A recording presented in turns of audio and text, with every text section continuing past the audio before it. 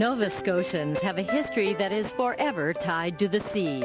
With nearly 4,500 miles of rugged coastline and a centuries-old shipping and fishing industry, the province's marine lore runs deep. Thousands of shipwrecks lie beneath these waters, and more than 600 lighthouses still line the coast. They represent the romance of the seafaring life and stand as testaments to its often treacherous realities. As a boy, Jim Johnson worked at the Port Bickerton Lighthouse.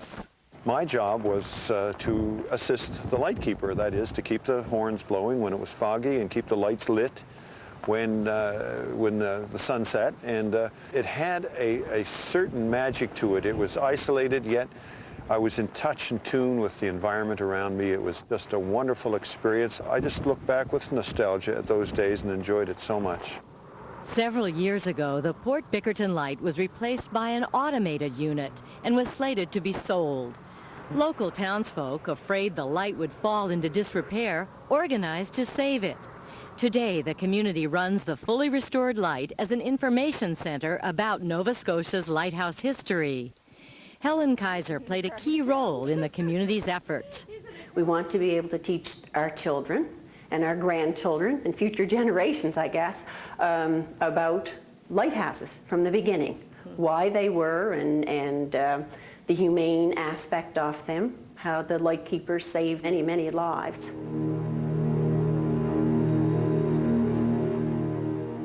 Lighthouses could not help the massive oil tanker Arrow when she hit a rock here in 1972.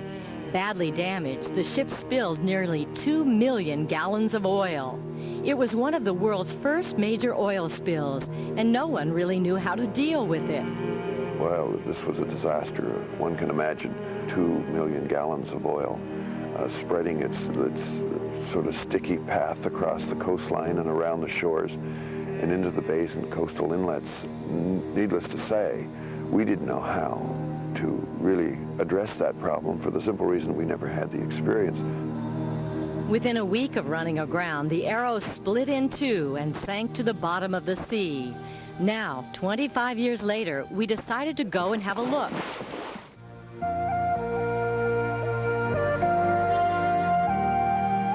What we found was not the rusting, oily hulk that I had expected. Rather, a place of otherworldly beauty, a marine reef of sorts, teeming with life.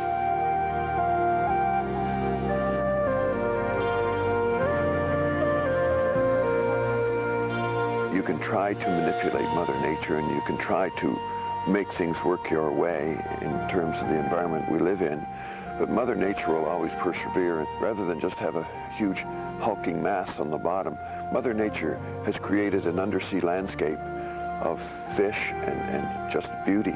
It's a canvas drawn by a great artist we as humans can't duplicate.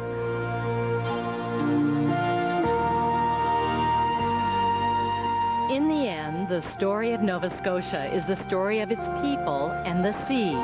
And in that sense, Wilma's story is only the latest chapter.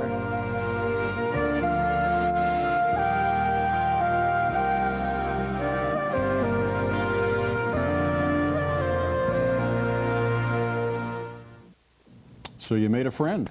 I'd go back in a minute to visit Wilma. One of the townspeople told me that in the deep of winter, the ice was breaking up a bit, and they saw Wilma come in toward the shore, put her head up on a boat, and just rested there as if looking for her playmates. Right. Where is everybody? Well, let's hope that curiosity doesn't cause her problems. That's right, Pete. Chronicle will be back in a moment.